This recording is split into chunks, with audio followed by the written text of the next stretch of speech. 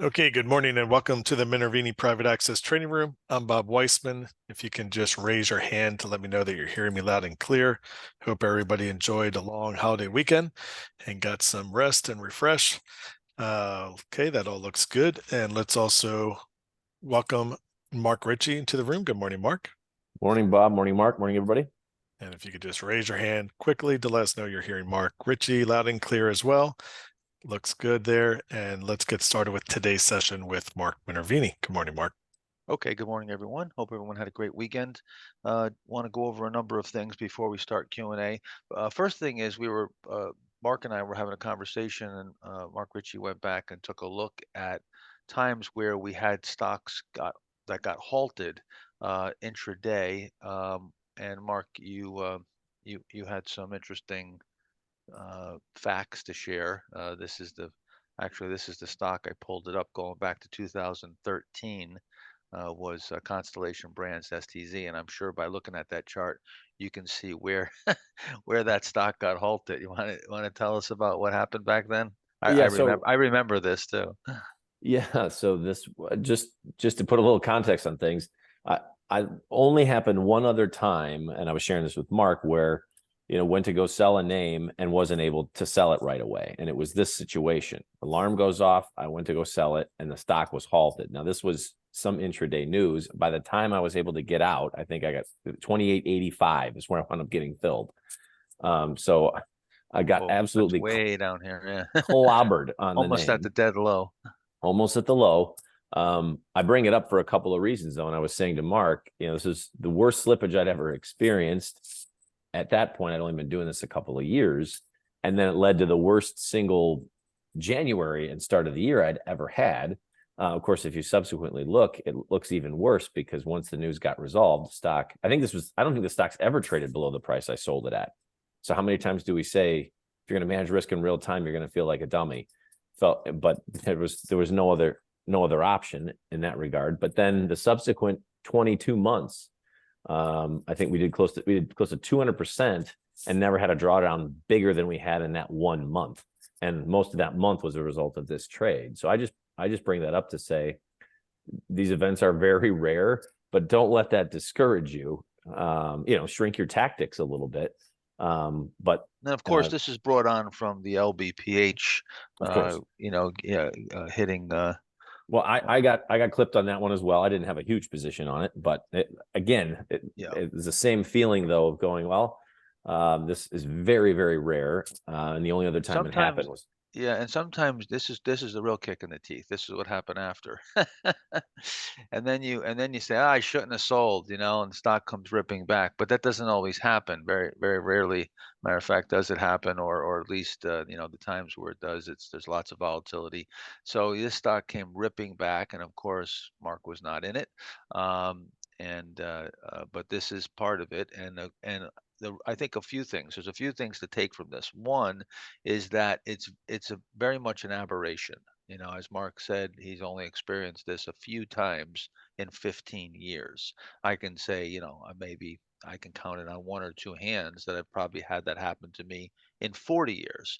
So it's pretty much an aberration.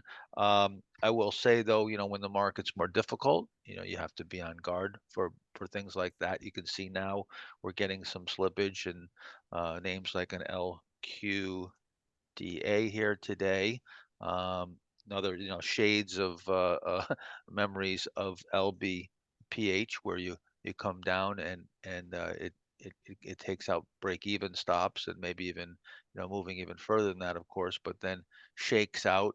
EYPT was another one that recently had a little shakeout here. You can see how it came off, then closed up. And you may look back and see some of these that, either they come back intraday, or they're back in new high ground a couple of weeks later and say, well, I shouldn't stick to that stop loss. The stocks always come back. No, they don't always come back.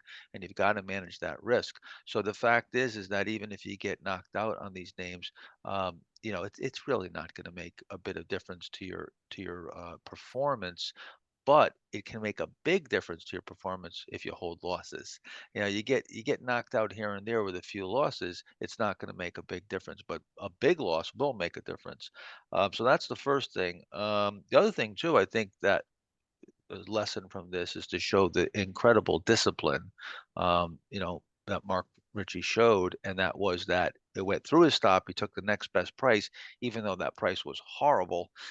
In hindsight, it was at the dead low, but that's what we do. When it hits the stop, we're out. I mean, I know we have questions. Well, it gapped through my stop and then it came back. What should I do now?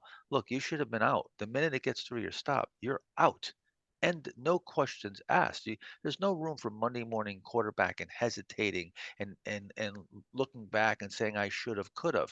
You have to manage risk. End of story. There should never be a question of that. If you guys have to ask me that question, you need to go back and read my first book and read the 2 sections on risk management. So I got a bunch of things to talk about here. We've got definite rotation here. Obviously, you can see something like Nvidia, which has been a leader, is coming in here. This is, one of the biggest down days, if not the biggest down day, since it's made a move. Actually, it's the biggest down day since the lows here, coming off the October lows. So definitely, this is some profit taken here, which is well to be expected after these big moves. SMCI, another one that's following through on a big down day. This is also closing right at the low, off 20% or so off its high or whatever it was off, on a big outside day. This is certainly to be expected too. But now with all this, you're seeing, let me just scroll up here. You're seeing that the Russell, you see, just building this right side here. And this is what you need to be focusing on. What's going on beneath the surface, what's going on in certain areas of the market. And right here, nice and tight, this is that rotation where, and even if you take a look at, the SPY, you look at the SP 500, this is just a pullback right now. Even if there was take out these lows, go down to the 50-day, that would be very normal. 4 to 7% pullback is very normal. We've been in this nice high alpha move here, and at some point, that volatility is going to pick up. You're going to get a pullback either to the 50 or maybe undercut a previous low, and that's natural and needed at some point. Now we're also seeing in this type of market, I know this isn't the best example because it's really a low price stock, but something like an API comes out here and then it squats. Remember, I pointed out you're going to see more squats.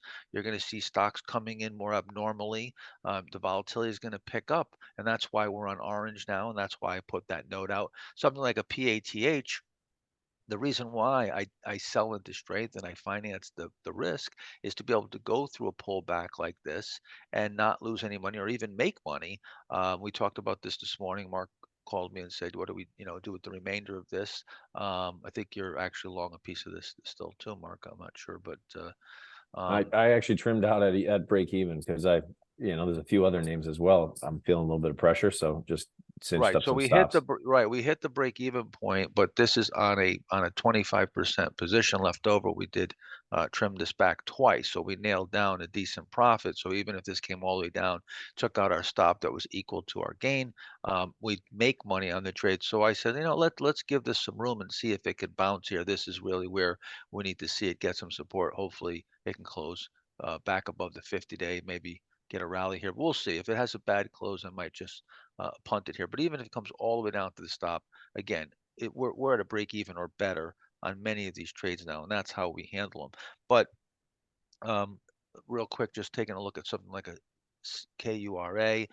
Here's one again, perfect example. I mean, it comes out here. Everything is looking great, super strong reversal. This is exactly what I told you would happen, right? This is exactly what I speculated or anticipated the environment would shift to. We didn't have any of this happening pretty much. There was almost no stocks squatting, coming in, big heavy reversals, and then all of a sudden, right after that memo, and that's because we saw the feedback of the market, we saw the shift. All right. So does that mean you don't play breakouts? No, no. It means that you position size smaller, you tighten your stops up, you improve your worst case scenario faster, and you play it close to the vest. Ollie, another example, came out here on a little gap. I wanted to own this, and I know a lot about this company. They got great fundamentals, great, looks like great earnings going forward here. There's been a lot of reversals here, so once it rallied up here, I expected that it might run into some supply. Hopefully this will hold up and hold the stop and just build this right side. But it did come up on a little gap, and I wanted to own it, so took a little position here. But I'd like to build into this one. Let's see, sold Toll because going into earnings, and that it's actually coming back here. It's constructive here, but going into earnings, it did have that crack in the home builder block, if you will, in DHI, which yeah, I'm not sure if this is giving us a preview of what we're going to see in some of these other home builders around earnings, but I don't want to stick around to find out. If we got at a profit on Toll, I would have stayed with it, and we would have went into earnings at I think it's about a 5 or 6% volatility. The other one, there was one. What was the one that had 18% volatility that we're going into earnings? Just if you, Bob, if you, Yeah, I that can't would remember. be. Let me just pull that up again. It's slipping my mind here for a second. I didn't write any Rhythm, notes on it. RYTM. Yeah, so RYTM, that's one that we're up about 13% on going into. Now, again, this is another one where we reduced twice to be able to go into earnings, but the volatility, and that must be, Bob, what are the options really sparse and far apart Yeah, on that one? plus I believe monthly only. So you have Yeah, so we're not getting a not good read. weeklies. Yeah, we're not really getting a good read, so we really can't get a handle on the volatility. It's saying 18%, but that's definitely very skewed guidance. So this is one where, you might want to step aside, just take the profit. I'm probably going to do that if it gaps up. You look back and Monday morning quarterback say I should have held it, but again, it could go the other way. Let's There's see if there's literally 22 options open. 22 Literally. options. Yeah, Only yeah, 22. So yeah. very thin, very thin. Couple names that are holding up really nice, and of course, ANF has just been unbelievable. Just a total leader. AEO may, be one of those follow-on stocks or cousin stocks that benefit from that. It's holding up really well here. I realize it's a little extended, but it is holding up really well. EFX, I still think is acting really well here, and if you don't own it, I would look to be buying it. Pull back buy here. You could even have bought it on the pullback to the breakout today, or add to it. This is one that I would be looking to add to pretty soon if it holds up here. GIII is another one where again in that apparel group, setting that right side, setting that cheat area. I like to see it stay tight here and then get above these peaks right here, that 3240-ish area. So we'll watch that carefully. Some other stocks, there's a few others that look like that. You can see that the focus list has dwindled. And gone down to where we had lots and lots of names to a much smaller list. You can see that the open positions are a little under pressure now. So you can feel it. You can feel that feedback where there's been a shift, there's been a character change. It's not a major character change, it's a minor character change, but it's one that feels like more of a pullback and a rotation. And that's where, we're going to take it a little bit slower now and back off a bit. Let me see. I think that's about it. Make sure. There's no other things to talk about. Yeah, that's it. And just another reminder. I know I've been reminding you guys, but we got we've moved the gala event to the 2024 will actually be in 2025 on the 18th, but on the same weekend on a Saturday and Sunday, we'll also be having my 60th birthday party, which is going to be a big bash with a national band. And as you know, I'll be playing drums with the band. It's just going to be amazing. We're going to have, I don't know, 700-800 people at it, something like that. Not only are all the members and all our clients invited, but all my friends and family will be there too. So it's going to be amazing. So I hope you guys can make that. This year the gala is going to be extra special. So put that on your calendar almost a year in advance. And that's it. Let's get to your questions. All right, Mark. Chris is asking if you consider the action in YPF around last year, May 23rd to 30th, May of 2023. I consider it what?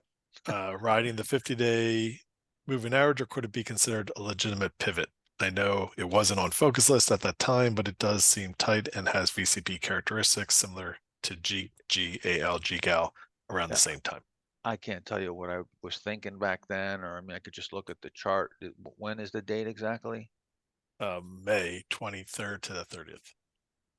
May 23rd. You're in March. Gotta go forward. Sorry. Yeah, I'm sorry. Yeah, over here. Yeah. Yeah. I mean, this right here. So in June, I don't know about May. May here, 23rd. Yeah. I don't know about over here, but right here is where you have a perfect pivot, and that's why it explodes from there. So I can't remember if this was on our list or not. I mean, maybe you could look that up. Might have, it looks like this would be one that could easily make our list here.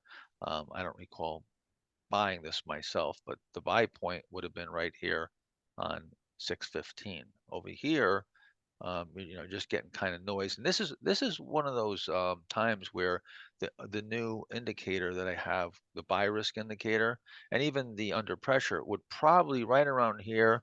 I'd be willing to bet, and I don't know. I'm just guessing here, but we can certainly pull it up and take a look. You guys can take a look if you don't mind.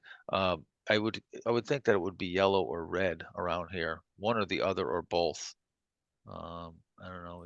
Do you Mark? Can you pull it up? See if that's if I'm guessing right. I know we went back here a little bit. It was we did reference it on Focus List back in that February period, Mark, that you were looking at originally. Over here. Yep. Yeah, when it was trying to form a power play, then it fell apart here. And I don't have the buy risk, but it was under pressure at least up to May 26th. So in that May area where right up to the 26th, this was all under pressure. Right, and then right here, this is where it got off pressure in here. Got off June 1st, moving forward. Yeah. All right, yeah, okay. Yeah, Mark, do you have the buy risk on your back end? I'm looking at it right now. No, Okay. but same. I was gonna say about the same thing. About June 1st is when under pressure comes off. Okay, so you don't have the buy risk indicator on your back end. Well, I looked at it last week when you showed it to me, but I wasn't even. I haven't. No, I'm I have saying not. you don't have you have No, access to it no, on your no. back end. Okay, I No, didn't I know if don't. it was if you had access to it. Okay, oh, I only have access to it in this beta testing. Okay, I didn't know that. I thought you guys had access to it too. Okay, that's all right. Well, we'll look at it another time. Go ahead. Let's go next question. Yep. Joe is saying after achieving good profits from stock breakouts so far this year, I've been day trading the DIA, practicing good risk reward, taking pennies of risk and selling at 2 to 10 times his risk units. Is this something you have ever done, or do you just stick to trading stock breakouts? I mainly stick to trading stock breakouts. I do go in and out of the SPY. I have my account for my daughter that is sort of like a kind of fun account that is very profitable. Actually, it's up about 70% in the last couple of years versus about 30% for the market. But I basically go in when on the buy signals for our own models, and when sort of a version of the risk model, um, the components. When the components are bullish, I'll go in, I'll buy upturns from pullbacks, and I'll stay in it until we get extended and it starts deteriorating. But really, no. I mean, that's with a very, very tiny, tiny amount of money. It's for fun, but I don't really trade the indexes, except the only way I would trade the index would be on my own. My own SPY models. That would be the only way that I would recommend doing it. But I pretty much exclusively trade stocks. All right. Kevin is saying before today's action was APGE buyable above the February 16th high, or did it need more of a right side? Well, I think it need more of a right side. That's why it's not yet on a focus list. It's on my watch list. So I was waiting to see if this could tighten up a bit here. And because you see, you got a reversal here, reversal, reversal. I really wanted to see this. And then with the market the way it is right now, I really want to see tightening here on the right side. I want to see it avoid supply, because we're definitely having supply coming on the overall market. And then from there, if it turned up, I could entertain buying it. Now this is still okay. I mean, this could come off here a little bit more and still be tighter than it is on this left side, and tighten up a bit more maybe in a few days or a week or so. It's still viable. So we keep it, keep it on deck for now. Okay. John is saying in the February 13th morning sell-off, my portfolio was down 3%. Open profits dropped to 0.4%. So lost most of my gains. Positions went from profits of 0 to plus 7% with a couple of plus 12% to losses of now 0 to -4. Is this normal portfolio behavior or too large of a loss? When should I be concerned? I'm trying to not be scared out of unnecessarily. A few stops got hit, but other positions have held. Mark, did you get all that? I have a comment on it, but I see if you got that. Yeah, I think he was saying something to the effect of a 3%, drawdown, when the market, pulled back heavy on, was it last Tuesday or on the CPI news? Look, depending if you're fully invested in the market, the Russell lost what 4% in one day. I would say 3% is not too bad, depending on how exposed you were. So look, pullbacks to me, it's always relative. What was your cushion? How were you overall exposed? And as I said last Thursday, if you'd chased some things too far up and were really too tight, then you either had a number of stops sort of hit on gaps. But I would say if you're really pressing the gas, 3% is probably normal. Yeah, so my answer is that I don't tend to look at things as the whole, portfolio and the whole number, as opposed to I look at each individual stock, and I really just take it one by one, and how those stocks are acting just forces me into a higher cash position. Now, overall total risk to your stop, you should be aware of. So if you've got an open stop of X on, you have 5 positions and you have an average stop of 7%. Obviously, if you get stopped out of everything, you're going to, you're going to have a 7% drawdown. So I'm aware of that.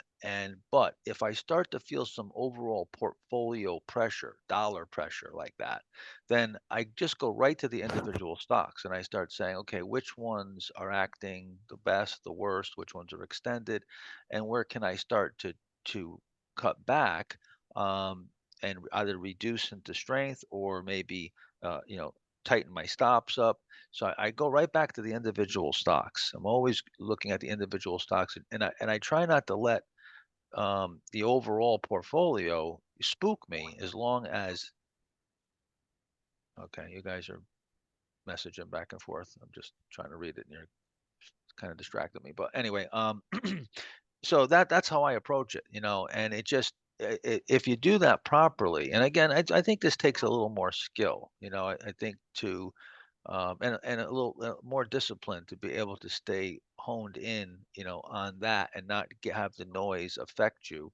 Um, but it's something that you need to learn to do, and that will insulate you from that, and automatically, by default, will get you in, off of either margin or off of a heavy exposure, and you'll bend with the market. And usually what happens is that before the market as a whole or things turn really bad, you're getting out and you're reducing, and you're actually leading, and getting out before the getting gets bad, if you will.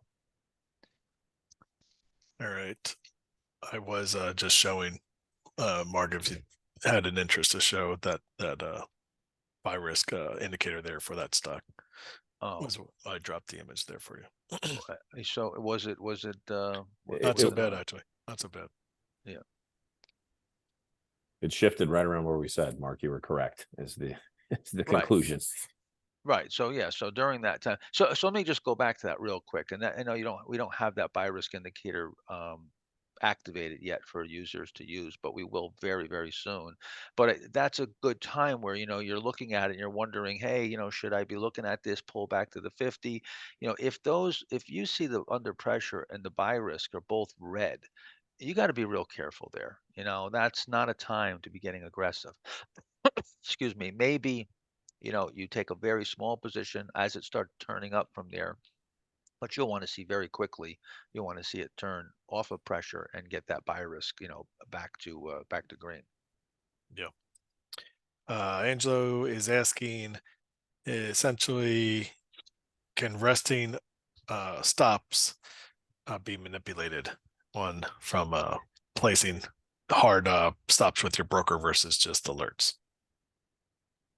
I don't understand the question. Can it what not be manipulated? If you He's asking if market orders, stop loss orders with brokers can be manipulated. you guys, you got to get off of this crap. All right. I mean, I've been doing this for 40 years. I have never been manipulated once in my life that I feel like, this is causing me where I can't make money and they're out to get me. That thinking's just got to stop. All right. This is the purest business opportunity in the world. This is supply and demand. Are there times where you're going to get clipped out, your stop is close and the market maker has the liberty to be able to take the price down, you're 2 pennies from it? Yeah, they can take it down. That's not manipulation. That's the rules. Those are the rules. They can take it down on 100 shares, and if you've got 1,000 shares sitting at $20 and they're at 20.05, they might take down 500 shares and grab yours to sell. They buy at the bid, they sell at the offer. It's that simple. It's just supply and demand, though. It's not manipulation. It's just simply if there's no supply there, the stock's gonna go down. If there's lots of demand, it's gonna go up. But this idea that there's this manipulation, that they're out to get you, and these market makers aren't even market makers anymore. There's no people, it's computers. So the computers aren't out to get you. All right. Back in the day when we first started, there was actual market makers watching, and you had human beings. And even then, that wasn't the case. But you can maybe make a case that someone was out to get you. But this, you just got to get off that, because if you get on that thinking, you're going to think it's unfair. And then when you're not doing well and stops are getting hit, you're going to be like, this is rigged. I can't win. And you're just disempowering yourself. And it's all bull. It's crap. All right. Otherwise, guys like Mark Ritchie couldn't take 50 grand, turn it to 20 million if everybody was out to get him. And let me add to that, Mark, too. That was kind of the point I wanted to make with the STZ. The price I got filled at, the stock has never traded lower than that day. Right. But if I took the attitude that was a very liquid name too. But if I took the attitude that everybody's out to get me and the game is rigged, I'd be poor, and I don't know what I'd be doing. I wouldn't be doing this though. Yeah, I mean, if that's the case, then we're getting lucky. And I've done, I don't know, 500,000, 1,000,000 trades, and I've been trading for 40 years. I must be the luckiest guy in the world. Going 30 years with like 1 or 2 down years. Must be Mark Ritchie. We must be the luckiest people in the world. But you just got to get off of that. All right, let's just make a blanket statement, guys. Stop with the manipulation questions. All right, there's no manipulation here. There's liberties that can be taken because those are the rules. Those are the rules. But that's the way it works. Yep. All right. Question from Chris to Mark Ritchie. Sometimes mentions he has trades loaded and ready to execute. Are these trades preloaded with your broker? And if so, how do that, assuming they are not buy stops? No, yeah, that's just referring to meaning I know exactly where I want to buy and how much. So I've already done the legwork, the math. I don't want an alarm going off and then going, am I buying this? How much am I buying? Right. I've already know. So if I'm buying 25,000 shares, I might be buying it in 5 or 10,000 share blocks. I've already got those blocks loaded. So all I have to do then is just pull the trigger. So taking out as much of the guesswork ahead of time. Yeah, we know exactly what we're buying, where we're buying it, and where we're getting out if it goes against us. But to load the loaded question too, for me, I put the amount of shares that I'm going to buy I stage it into the system, and then I just hit send. So whether it's 5,000, 10,000, whatever it is, I've got it. As soon as that stock starts getting close to where, it's gonna hit my buy price, I've already got the order staged. It's in there. It's ready to go. All I have to do is just hit buy. Now, again, that's if you're watching it throughout the day. If you don't have that luxury, you may have to use placements that are with the brokerage, and then you're taking that chance of being manipulated, right?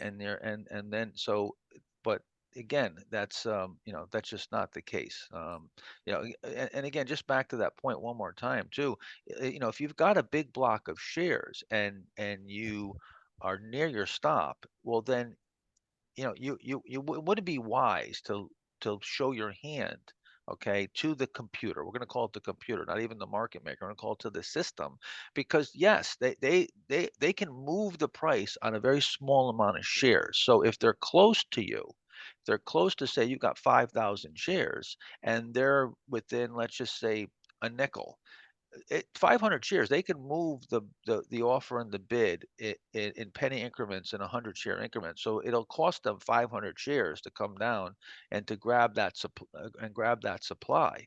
So if I have I very rarely have open orders with the broker. If I can't watch it sometimes, but usually it's small. I don't put large orders simply because I put market orders, and then that could cascade it. And again, that's not manipulation. That's just supply and demand.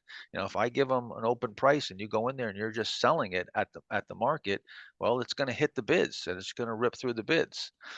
So there has to be some prudence in how you place orders, particularly when you're dealing with size. But if you're dealing with 5,000 shares or under, even 10,000 shares, you're almost never going to have to worry about that. But certainly 1,500 shares, a couple thousand shares, you're getting instant execution at the current price. There's not even a chance of having those problems. All right. Mark is asking, would you consider LBPH and ML to be power plays despite their steeper than 25% correction? Well, LBPH is no longer really a valid power play. What it is just a stock that was a power play, failed, and is now resetting with a larger base and a low cheap. So we can call this semantic, we can play semantic games all day long, but this is a stock that obviously has had some good news internally or externally, made this big move, stayed relatively tight, came here, took out the lows, and now this is where we would look for a reset.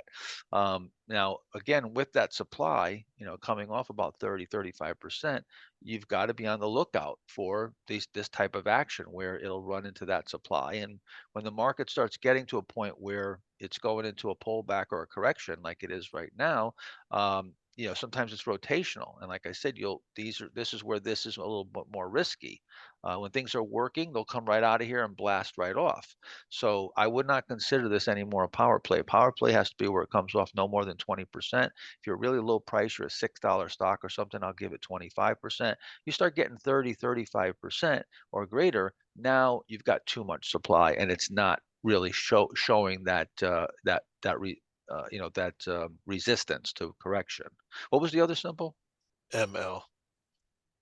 Yeah, ML similar, where again it ran up here, and this really, as much as you can measure it and you can say, okay, well this went up 200 and something percent. You say this is a power play, but again, how explosive was it? I look at it right from here to here. To me, this is your power play right here. But it only 1, 2, 3, 4, 5, 6, 7, about 8 days. It came out a little premature and popped off here. Now you're getting a little bit later stage. This isn't really explosive, like from a period of dormancy, and that's why power plays, high tight flags are misinterpreted all the time. But this is definitely power play-esque, I would say. But now that you've had this bigger correction, yeah, it's still viable. It's still viable. It's still viable. But you have to be aware that you've got this pullback and you've got trapped buyers in here. And as you come up this right side, you're gonna meet some supply, and that's why you want to be incremental in these type of situations. And follow up is if GPS is considered a power play despite it being longer than 6 weeks. Well, you can go up to 8 weeks. I mean, 3 to 6 weeks, but yeah, 3 to 6 weeks is what you generally want. But this is, let me see. So this is longer than 6 weeks. That's, what is it here? Yeah, I guess it is a little bit longer. Yeah, again, this is another one too. Let's measure. First thing we do is what's the pullback here. So that's good, right? 16, 17%.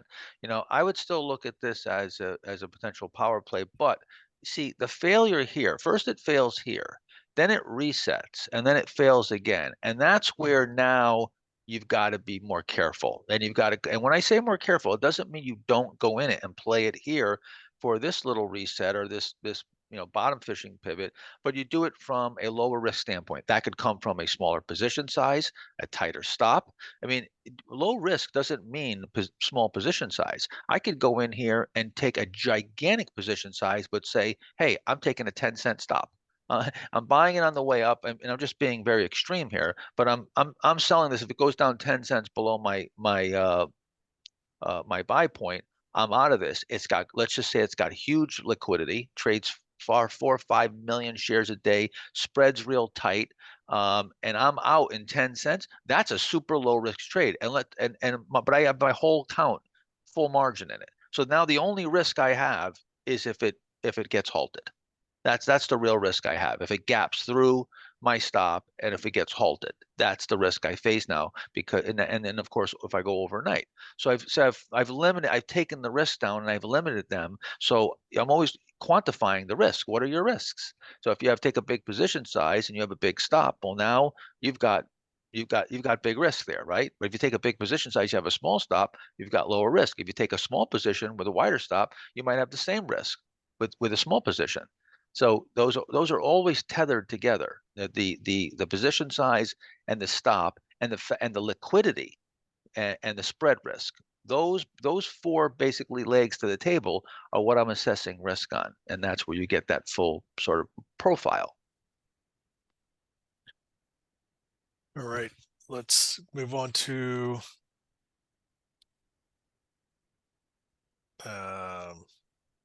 I think this was something you addressed, Mark, but there was a question. Chris was asking if there's a way to remove the mergers and buyouts from the tight price screen. I think we did. We yeah. did maybe from one of the screens. I can't remember, but we were working on it this week. It's a work in progress. Yeah. All that's a work in progress, and we are still beta testing and improving. It's going to take months before we really refine everything and get the charting working the way we want. But a little by little, we are gradually doing that. Yes. Okay. Ravi is asking about PHIN as an initial primary base from an IPO. PHIN. Fin. Mhm. Yeah, let's see. So I don't know this one. Let's see this. So this is down about 36%. It looks just real quick. It looks very interesting. It looks good. So I'm going to look into it. I don't know this one off the top of my head. So let me take a look at it. But so far this looks really good. I like you had the breakout here on Thursday or was it Thursday? Yeah.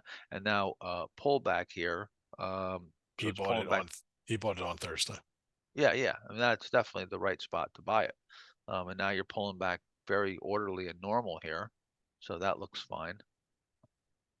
Also, Ravi asked if you could review the KURA trade today. Yeah, I mean, it's pretty simple. I mean, this is really acting really strong. Now again, it did, this is a power play type situation. And and is it fully developed on this right side? I would have liked to seen it spend a little more time.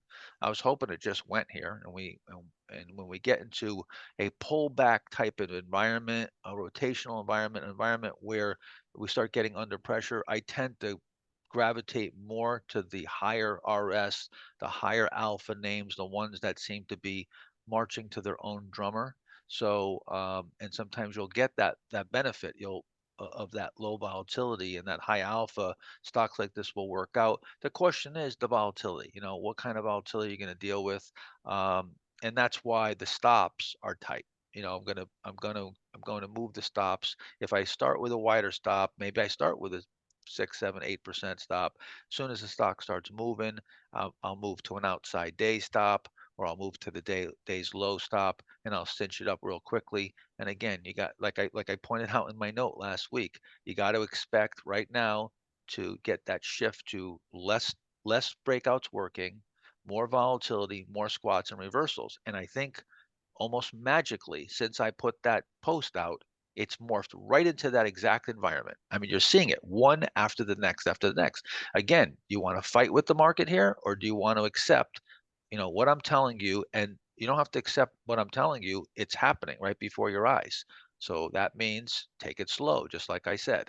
You don't have to believe me. Just look at what's happening in the market. All right. Um, question from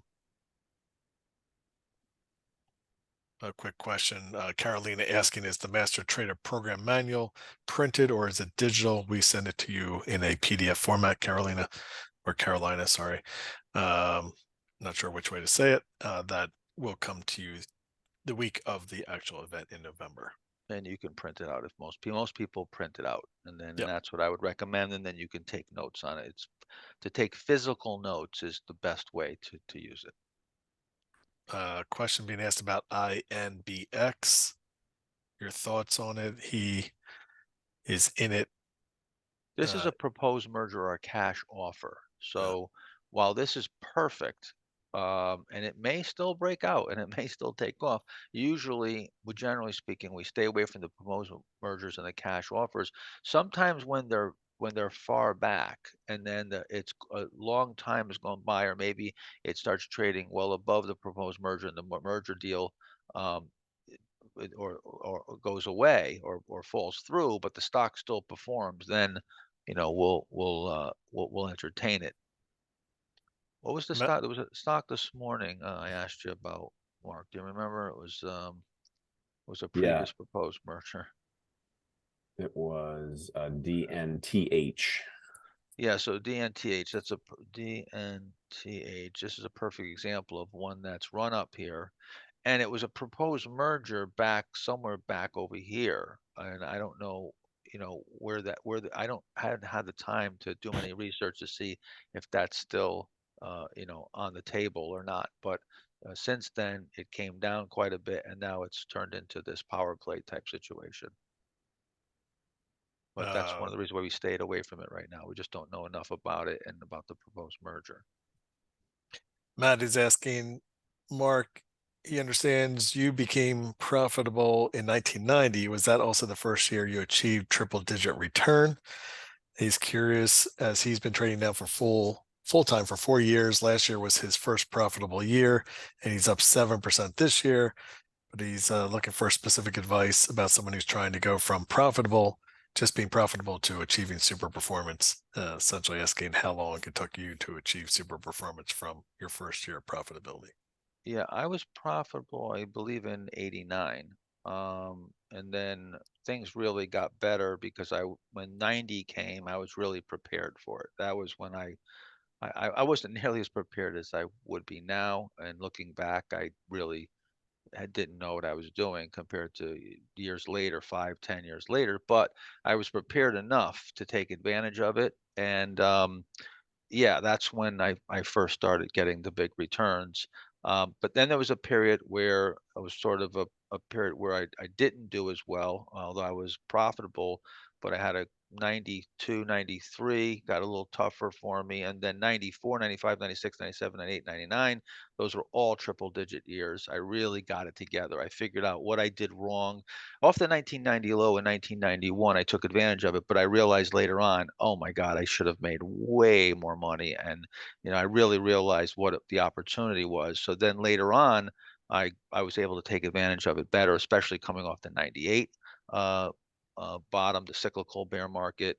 So I just got better and better and better as those years went on. I don't know, Mark, any advice as far as just keep doing what you're doing, and over time you're going to be able to I think the real key is that you have to learn when to get really aggressive and to really shove the chips in there when things are going well, and then to jam the brakes on.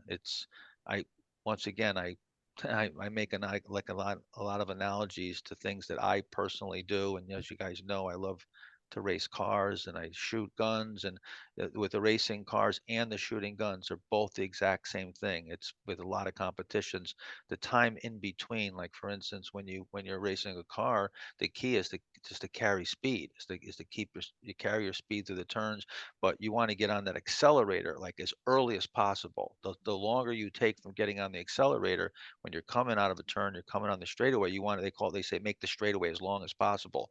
So you apex late, you turn, and now your nose is straightened out earlier and you're able to get on the accelerator. Same thing with shooting. With shooting, you shoot and then you want to burst as fast as you can to move to the next target because all your time is lost in between. It's not in shooting, it's in going in between targets.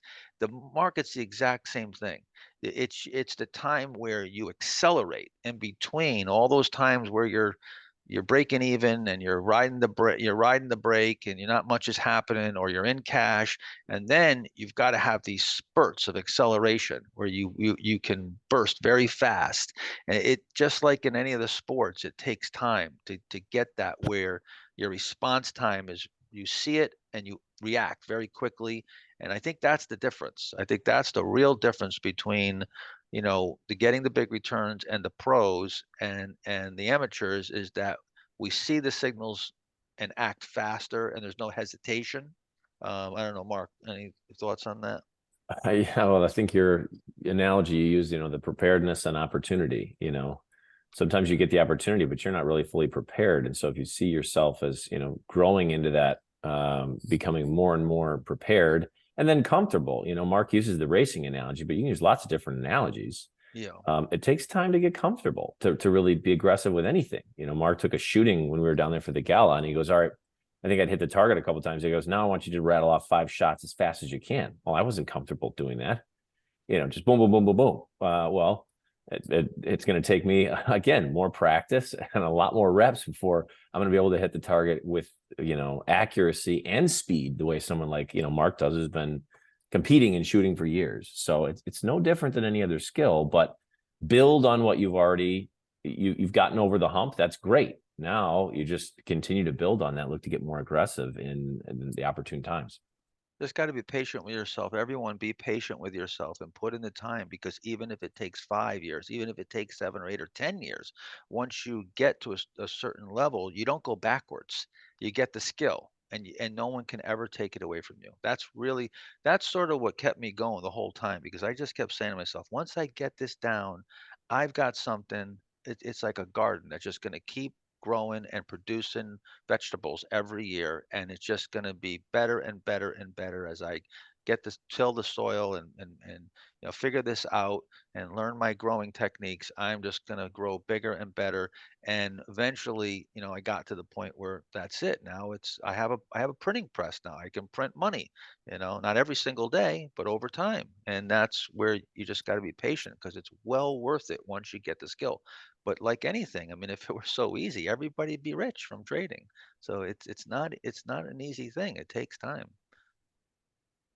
Question about FRPT, if this is viable. Yeah, I mean, I think it's okay.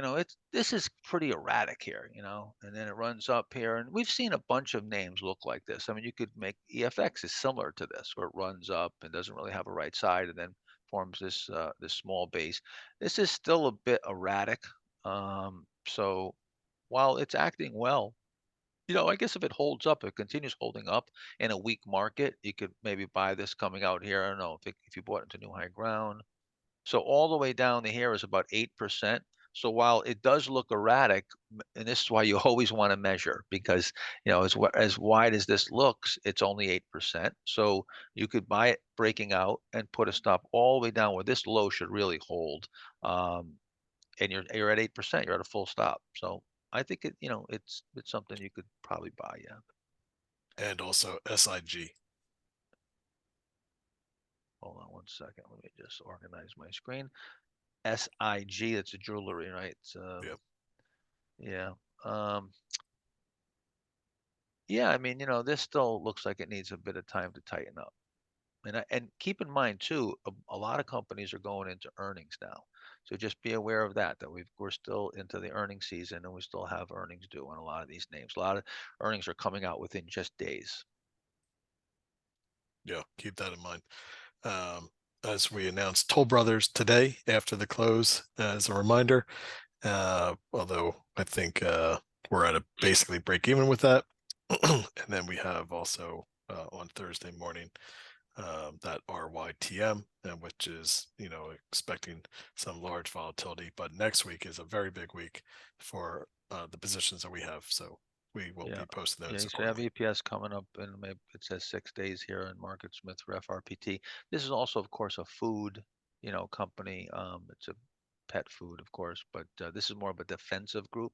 So you may get a rotation into some defensive names now with the market getting a little volatile here. Kobe is asking if you could share the buy point for FOUR. FOUR. Yeah, sure. So I mean, right now I'd like to see this tighten up a bit more. So I don't think I'd be buying this, even if it had an outside day and broke out today. I might not buy it. It depends, but definitely the high here. I would use the high at this point. And just looking at this is about 5%. All the way down here is about 10%. So you've got about 10% down to this low, about 5% down to the pivot low. Yeah, so I would be looking as of right now. Now this may change, maybe we pull back to the 50, it forms a pullback buy. I can't say, I got to look at it day by day, but as of right now, I wouldn't be buying it until it took out the high here at 79.20. Okay. Michael's asking if is the average daily volume on MarketSmith a good indicator for the liquidity of a stock? For referencing LBPH, my sell stop order was at 2030, but the position was sold down $1 lower with an average daily volume of almost 1.6 million shares.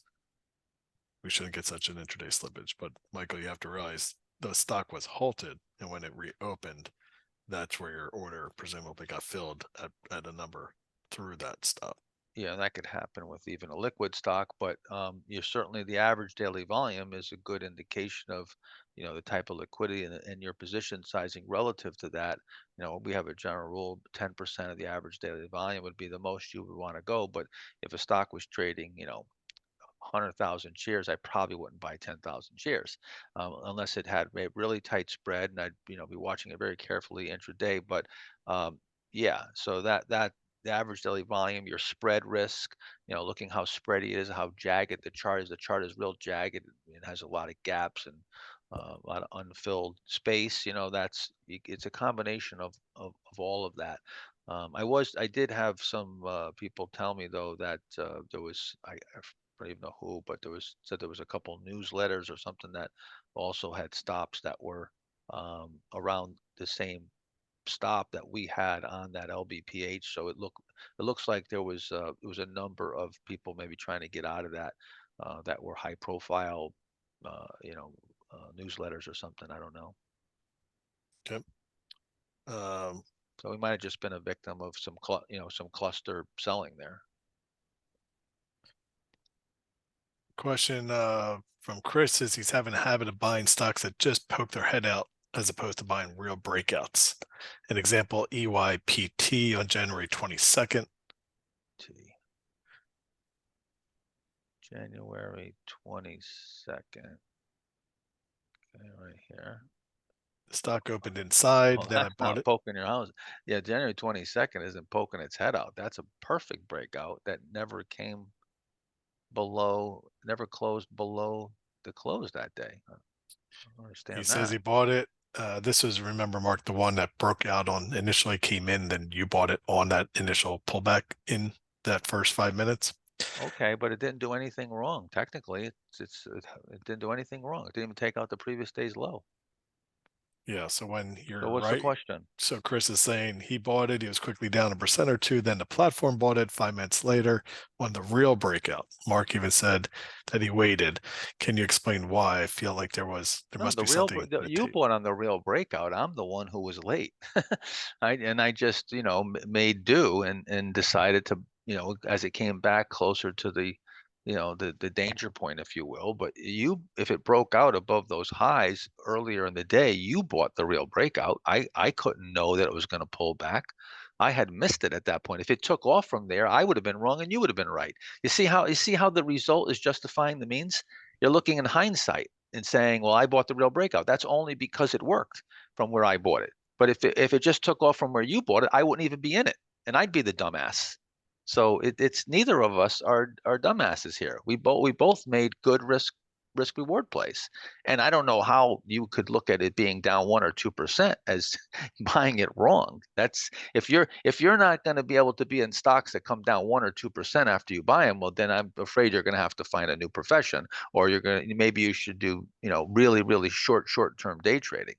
You're going to have that type of fluctuation. That's going to happen all the time. But this breakout was perfect. It held up beautifully. Had tennis ball action just a few days later, and you got a nice gain out of it in just 3 or 4 or 5 weeks. Right. And you got to keep it in mind too. I mean, here's a stock breaks out here, goes up 33% in 3 or 4 weeks. Compound that. That's an enormous. People get 5% in the bank, which is now a huge amount. For years we were getting nothing, but most people would be happy with 20% a year. That would be the best hedge funds in the world usually don't crack 20% a year. Only a few, mega superstars have done 25-30% a year. So 33% in 5 weeks, 4 weeks. That's an amazing move for swing trading. Question about EAT being on or buyable at this level. Aetna, Brinker, yeah. Yeah, I don't know. Let me see. Let me just bring this up on Marcus Smith. EAT, is that lower RS? Yeah, 83. 83 is on the lower end, and I do have some, like TJX is one. Yeah, you can see that you don't really have much of an uptrend, so this would be sort of bottom fishing it. This is definitely a laggard.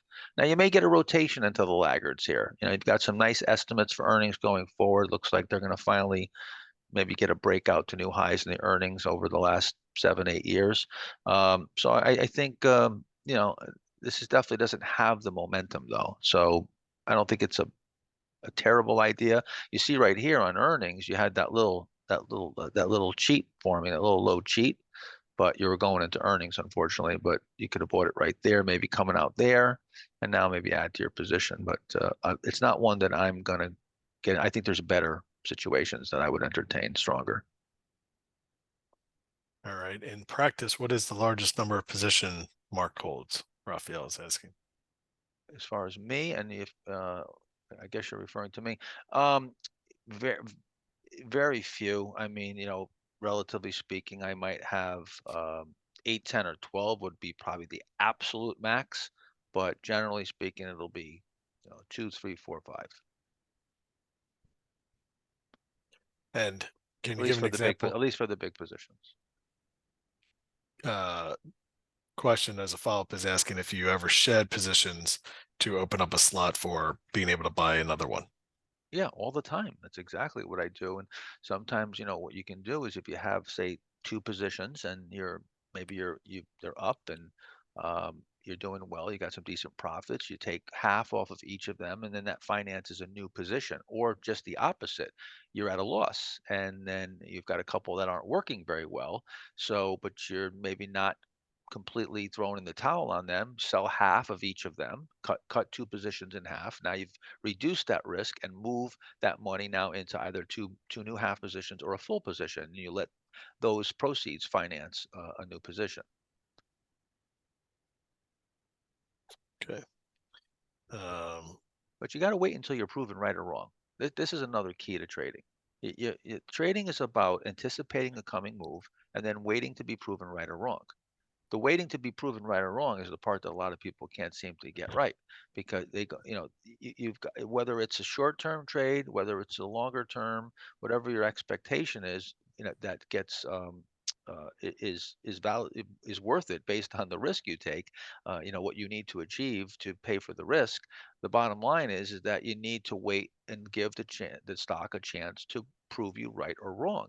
And if it becomes profitable and you've got a multiple of your risk, great. You've been proven right. Now your options open up and you can decide whether you want to roll the dice, whether you want to finance the risk, take partial. That now you've got options, right? On the downside, being proven wrong, it hits your stop, you're out. The in between, though, where you're emotional, that's where the rules keep you, keep you out of that getting middled, what I call getting middled. And that's where a lot of people live. They live in the middle and let the emotions knock them around when the stock hasn't either done anything wrong or anything really right yet to justify selling it. Glenn was asking just to touch on the LBPH again. You did raise the stop earlier in the morning Yep. from what was the 1985, I think, to 2030. Can you explain what caused you to do that? Yeah, once it moves up, and I'm looking at now a potential outside day, and I'm cognizant that this is a more risky situation coming from a low cheat in a market that is starting to get squirrely and coming off of a 35% decline in the last 4 or 5 weeks, with supply on the left. I know it's a risky situation, so I want to improve my worst case scenario and de-risk it as fast as possible. Mark mentioned that you'd rather see a stock bounce off the 50-day instead of ride the 50-day. Does the same idea apply to the 20-day moving average? I'd rather see it not even hit the 50-day. I'd rather see it bounce before it hits the 50-day. That's the strongest situation, that it doesn't even come back to the 50-day. It comes near it, but it finds support. The other situation, like this right here, you see it comes down, but it doesn't even hit the 50-day. That's better than it tagging the 50-day. And if it rides it, that would be the second worst case, the third worst case scenario, and the worst being, of course, it gets below it. But do you The have the stronger same? the better. The stronger the better. What about a stock riding the 20-day? Same I don't concerns really, versus the 50. yeah, look, I'm not even really looking at moving averages that much for that purpose. So the 50-day would be a lesser frequent event. The 20-day is certainly, if it doesn't pull back to 20 and holds above it, it might hold the 10. You know, I think the 10-day though, if you want to use sort of riding a moving average and using a crossover, a 10-day or an 8-day is good for if you're in a stock, say a tech stock, you're profitable and you want to crimp it off the minute it starts turning against you, you can use a 10-day. But I don't really use the moving averages that way. I'm really looking at the price action, and really the violations and the confirmations are all in Monalert. And you'll see that there's very few moving average violations. We do let you know when it gets below the 10 and the 50 and certain moving averages, but they're really not weighted very heavily for me. Costas is asking, he has a 30% batting average this year, 9.6 average gain, 4.4 average loss. So the risk reward is definitely right in line. He's asking which would you recommend first to focus on, selling to increase his average gain or to focus on raising his batting average? Well, you can't really raise your batting average. Like you can't really, it's hard to focus on that because you don't have really any control over that. So the only way you do have control over that is by maybe being more selective. You need to go back and to take a look at if your plays are good risk reward plays, and not by looking at the result and saying, well, that one went up, so that was a good play. No, look at it before you know that information, kind of, from an objective eye, and say, was this really, a trade worth taking? And if now again, if the market's really bad, then 30% is fine. In a bear market, we'll get down to 25%, 30% batting average, and you've got to really keep that reward risk ratio as good as possible, as many R's as possible to make up for that batting average. In this market, you should be 45 to 55% in the most recent, say, I don't know, 12 weeks or so since the October lows. I would think that you'd be running, higher than that. So that means you're probably doing something um, where maybe your selection, isn't the best, or you're crimping off trades, choking them off. I don't know, but you got to dig in there and take a look at that. So I would say, yeah, you want to try to improve your batting average by looking about how selective you are. But remember, you don't have any control over that. So what you do have control is your risk reward. So if that batting average is too low and it's causing you to lose money, well, then you've got to make it up somewhere else. And in that, the only thing you control is where you sell, and then you're looking to make your losses smaller or capture more gains. Okay. Uh,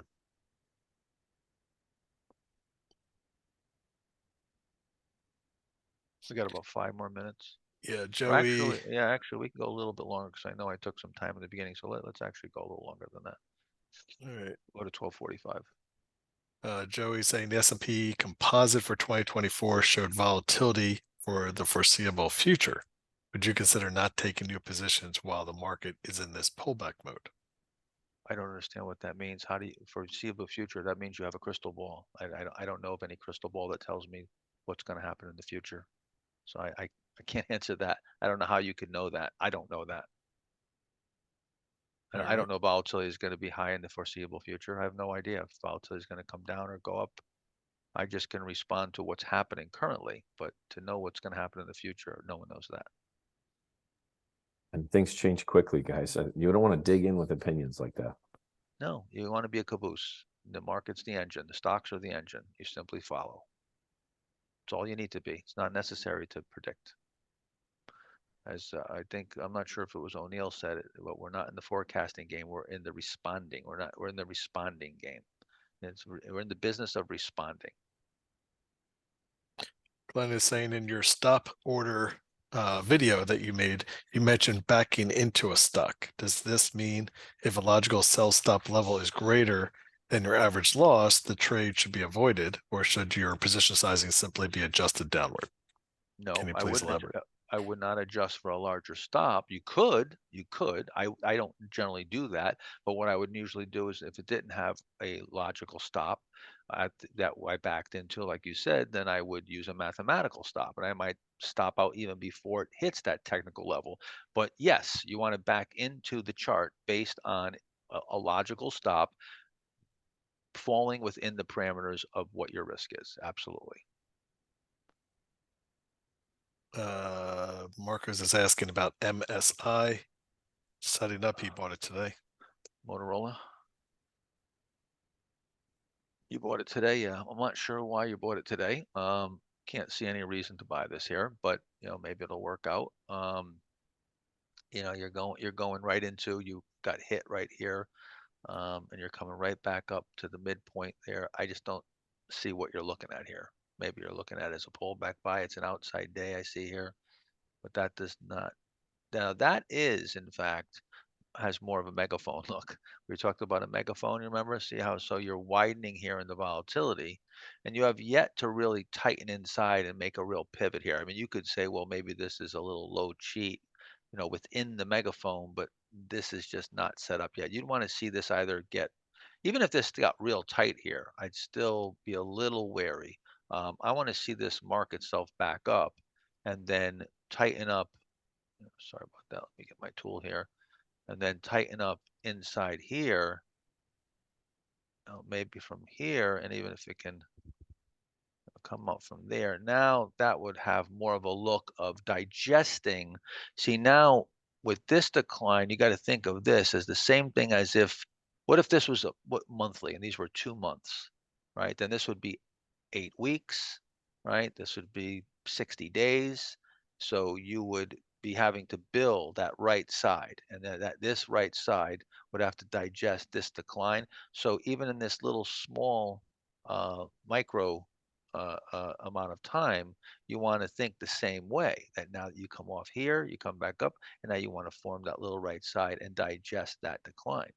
So same thing, it just happens whether it's on big base, small bases in the handle. These are what we call fractals, where you get patterns inside of patterns. You just want that natural progression to take place right down to the buy point, because that's the natural, that's just supply and demand, and that stock changing hands orderly and supply getting eaten up. Your short term weak holders getting eaten up by the longer term buyers, and then when the supply stops coming to market, that's where the line of least resistance is formed. So you want to really wait for that to form, and that's where I don't see that just yet. All right. Question asking, Alexander is asking, can drop and drag be added as a feature for moving symbols from the screen to focus? We're moving on that. We're moving on. We're working on that. We're working on something hopefully even better than that. Yep. So I've got a couple ideas.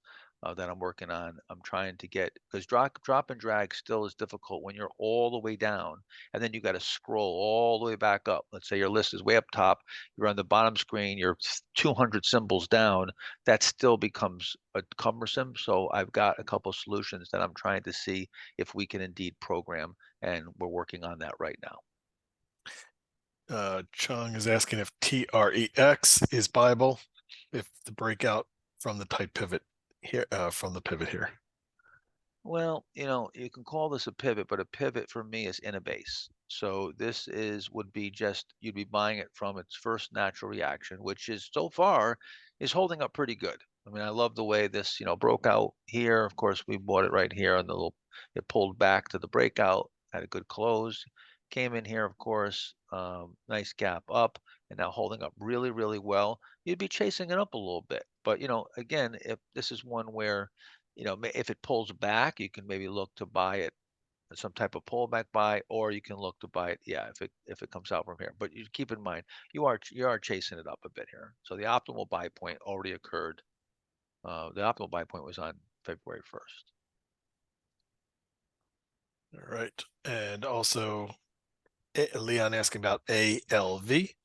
ALV. Yeah, this is one I don't know of. Looks to be maybe a little lower relative strength. ALV, let's see. Yeah, 80. You see how I can know that by just looking at the chart? And this is where you've got to start to be able to identify that and know whether you got the momentum there or not. Big earnings, nice big quarter here and a gap on it. You get a little post earnings drift. So it looks good. The fundamentals look really good. You've got good estimates going forward. It's definitely light, light in the relative strength. So I wouldn't take it completely off my list here, but I would like to see it hold up and tighten up a bit during a market pullback. Okay.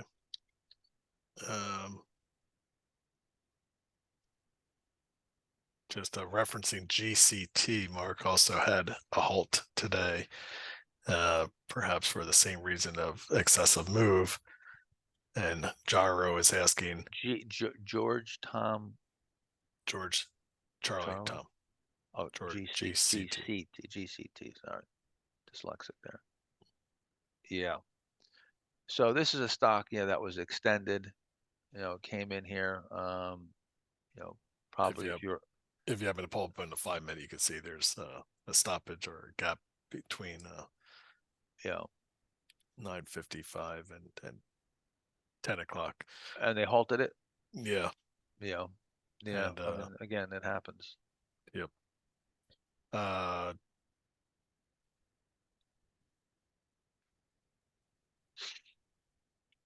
Question on TPG is tightened. Do you see it as a candidate? TPG. Yeah. Yeah, so the buy points here, on the 2.7, and you came in here, closing in the middle of the range. It's trying to tighten up here. I'd want to see it this hold up and then start to turn up. That volatility, though, I don't like this volatility. Would like to see it held up a little bit better. But if you're going to buy this, certainly you want to buy it turning up.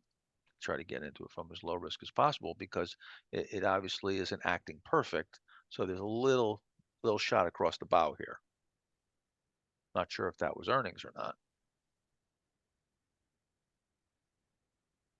John is asking about KNSL. KNSL. Yeah, this is one that I've been following for. He bought it on February 9th. February 9th. Yeah, right here. With the stop at 379. He sold it on 215, which is last Thursday. Got happy with the short gain. Was this sufficient profit to hold in earnings for you? Well, I would think so. He sold it on the 15th or the 16th. 15th. Going into earnings. Yeah. And then it rocketed. Yeah. I mean, I wouldn't have bought this. So I mean, going into this big decline here, I think you got fortunate. So, but I don't know, what's the question. Yeah, just was this sufficient profit to hold into earnings for you, especially given how strong the stock looked I don't going know what into the earnings? I don't know what the volatility was, but with this look, I wouldn't even be in it. So I don't think I would hold it to earnings because I wouldn't even buy it in the first place myself. But Yeah. yeah, Juan, this would never make my cut. Juan is asking about KSPI, recent IPO. KSPI.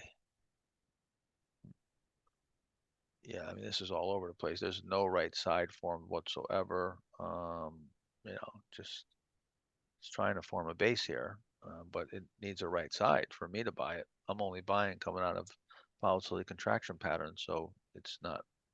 I don't see any tightening on the right side. Okay, last question. John is asking on IBIT. It's a quarter size position. It seems very strong. What kind of setups or scenario would you be looking for to add it to make it a full position? A cheat, a low cheat, breaking out Well, I terminal? probably, maybe on a pullback here, we'll watch and see how well it holds up and, maybe add it back on a pullback that no different than any other time. We'd be just looking for a new base to form or basically, I just decided I want to finance the risk as big as possible because I wanted to give it as much room as possible to hold for a bigger move. And I'd rather have a small position, for a big move than no position or a big, than a smaller position, a big position in a small move. And so I accomplished my goal of taking a nice swing profit on it. And now I'm in a great position. So your question is when to add. We'd have to, we'll watch and see if it meets the same criteria that we always look for. Mark, do you have any idea of where you might add, or do you even own IBIT? Did you bought it from here, right? From where we Yeah, bought it? absolutely. Bought it exactly where You probably didn't de-risk it as much as I did. I didn't know. But the same logic applies. Look, this is just classic. And Yeah. you had that low cheat and it worked well. Now, yeah, we may get a handle, we may get a pullback buy, we may get a larger, just a full base. We still got plenty of potential for right side development here. So yeah, if it sets up, the whole point of playing the low cheat though was we thought this may happen. So, and right now, what are we up? About 6 out of 9, 16%. Yeah, we're up 6 out about of 9 good closes, we were up about 20% at one time, so we give back about 4 or 5%. which is pretty normal. So Yeah. yeah, I would. And the most important thing though, even if you don't own it, you buy it. Every buy has to stand on its own. So whether it's a buy or an add, if you wouldn't buy it, why are you adding to it? Same logic applies. Just my spreadsheet says reduce one time, but we reduced this twice, right? Just want to make sure I got this right. IBIT? Yeah. I thought that was just once. Okay. Yeah. Maybe I went from full to half. Yeah, I have it as once as well. I'm just I'm just No, double right. checking Yeah. that to make I sure. just wanted to make sure my spreadsheet was right. I'm looking at my spreadsheet. Just want to make sure it was correct.